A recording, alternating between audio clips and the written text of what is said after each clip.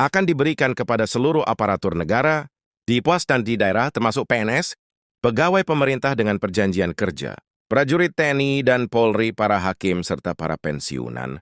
Dengan jumlah total mencapai 9,4 juta penerima menengah usaha, Menteri Keuangan kami sadar apa yang kita berikan, pengumuman hari ini belum, yang saudara-saudara perlukan, tapi ini adalah upaya kami. Bas ini tabakan kami supaya terus. Saudara-saudara kita harus memperbaiki kehidupan seluruh rakyat kita, para guru, para pekerja, para petani, para nelayan. Seluruh rakyat kita memerlukan kualitas hidup yang baik, dan kualitas itu, lalu tunjangan pensiun juga akan naik. Tapi ini apa bagaimana Anda melihat ini?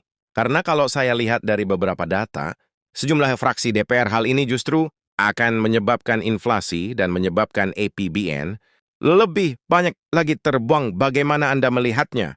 Ya, terima kasih. Sebetulnya saya pribadi menyuarakan untuk kenaikan gaji daripada ASN ini. Saya sudah 6 bulan yang lewat menyuarakan agar pemerintah perlu melakukan peninjauan terhadap gaji para ASN. Nah, kemarin pada tanggal 16 Agustus, alhamdulillah ini merupakan kado, proklamasi barangkali bahwa Pak Haji ASN itu akan dinaikkan, baik TNI dan Polri.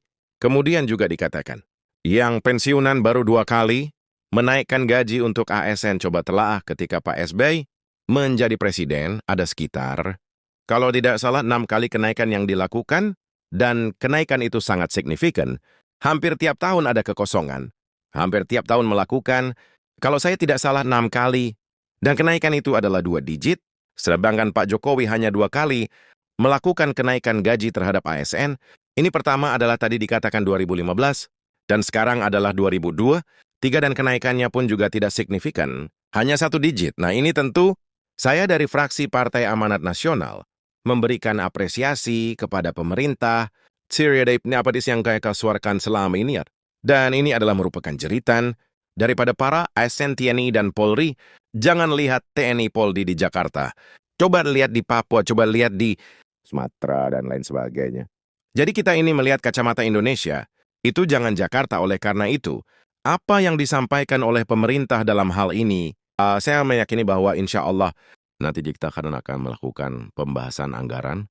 Baik, dan itu tentu akan dibicarakan lebih mendalam lagi, walaupun pada hari ini ada dinamika di DPR tentang mempertanyakan kenaikan. Kenapa dilakukan kenaikan?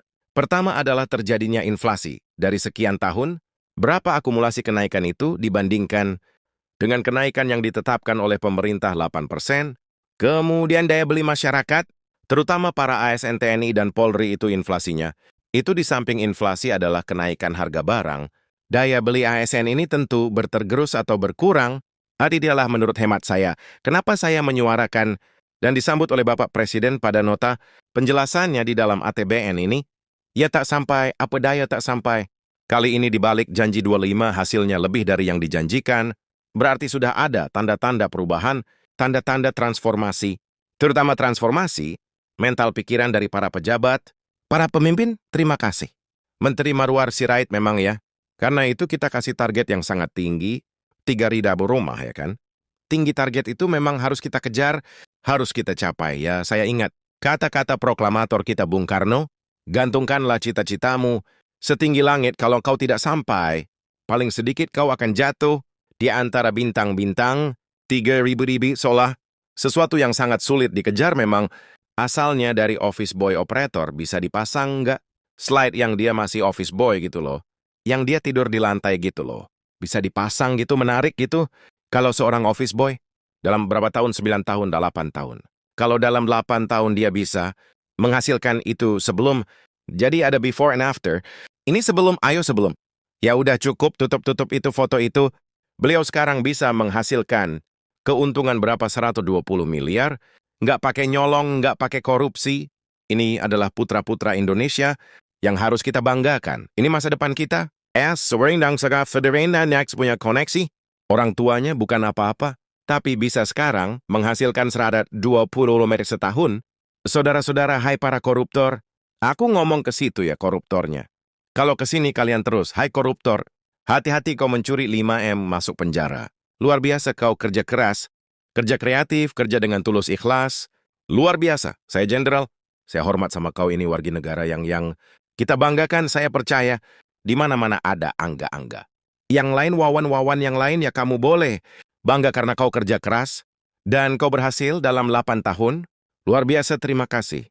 Jadi saudara-saudara, dengan kekurangan kita, yang kita akui ya bahwa kekayaan bangsa kita terlalu banyak, yang hilang bocor sehingga rakyat kebanyakan kurang menerima manfaat dari kekayaan kita, dan itulah tekad saya. Damohon Sander Gasen yang membantu saya. Tekad kita sekarang adalah untuk menyelamatkan kekayaan bangsa Indonesia, untuk bisa dimanfaatkan oleh rakyat Indonesia. Itu yang kita inginkan, itu yang kita inginkan. Saudara-saudara sekalian, saya sudah lihat fakta-fakta, angka-angka. Negara kita sangat-sangat kaya. Kebocorannya luar biasa, masih kita seperti ini. Saudara-saudara sekalian, bayangkan kalau kita bisa hentikan kebocoran-kebocoran itu. Saudara-saudara, saya bertekad untuk menghentikan kebocoran-kebocoran itu. Tadi saya bicara di salah satu partai politik, dan ini nanti saya sampaikan juga kepada penegak hukum. Masalah kita ternyata ya korupsi parah benar. Nah, korupsi akan kita perangi, dan saya ini berkeyakinan dan berharap bahwa pejabat-pejabat yang punya kekuasaan akan jera dan tidak mau tergoda untuk melakukan korupsi. Saya berkeyakinan karena rakyat kita sudah tidak mau terima lagi pemimpin-pemimpin yang korup. Rakyat kita jangan dianggap bodoh. Rakyat kita tidak bodoh, rakyat kita tajam. Dan sekarang ada teknologi, rakyat semua punya gadget. Saudara-saudara, iya kan? Jadi saudara-saudara, saya percaya. Tapi yang lebih parah adalah ternyata para pakar yang terhormat, para profesor, ternyata yang masalah bagi kita adalah kesalahan sistem. Sistem ini yang memungkinkan kebocoran yang gila-gilaan, yang luar biasa karena sistem. Karena itu kita harus berani break my system separation. Teman-teman penenghemat kebocoran dengan kita. Mengamankan kekayaan kita. Uang bangsa Indonesia akan cukup. Uang ini kita akan investasikan dengan baik. Hilirisasi supaya penghasilan kita berlipat ganda. Supaya kita bisa membantu rakyat kita yang berpenghasilan rendah. Supaya akan dinikmati oleh rakyat kita. Supaya ada kesejahteraan yang dirasakan oleh semua rakyat Indonesia. Itu tekad kita, itu tekad kita. Dan saya yakin kita akan sampai ke situ. Saudara sekalian, saya percaya dan saya yakin dalam 3-4-5 tahun akan datang kita akan membuktikan. Kita akan berbuat sesuatu yang tidak diperhitungkan oleh bangsa-bangsa lain. Apa kita mau kalah kuasai kekayaan kita sendiri? Ini sudah mulai kita kerjakan dengan TNI, dengan Polri, dengan semua unsur sekarang. Aset-aset negara kita kuasai kembali. Tanah-tanah yang disalahgunakan kita ambil kembali. Perkebunan-perkebunan yang tidak sesuai aturan, yang melanggar hukum, sudah kita kuasai sebagian, dan akan terus kita kuasai kembali. Saya bertekad melaksanakan Undang-Undang Dasar 194,5 saya disumpah untuk itu, dan saya bertekad untuk melaksanakan itu. Dan rekan-rekan saya ajak, dan mereka bertekad juga berjuang bersama saya. Kita tidak akan mundur setapak pun. Kita akan melaksanakan sumpah kita kepada bangsa dan rakyat kita. Saudara-saudara sekalian, dengan kita selamatkan kekayaan kita secara sistematik. Jadi saya minta profesor yang pintar-pintar, gunakan kepintaranmu untuk kepentingan bangsa rakyat Indonesia, pelajari, yakini, analisa. Saudara-saudara, apalagi yang pintar matematik, lihat data-data analisa. Masa 25 tahun tidak bisa kita analisa, lebih banyak uang keluar dari Indonesia, lebih banyak kekayaan kita keluar dari Indonesia daripada tinggal di Indonesia. Ini segera harus kita rubah. Saudara-saudara sekalian, saya yakin dan percaya para pakar yang ada di sini akan berhasil. Saya lihat di sini banyak profesor ini, banyak S3, ya kan Pak Purbaya? S3 siapa lagi? Pak Peri S3, ya Siali S3. Siapa lagi itu? Pak Haji S3 luar biasa.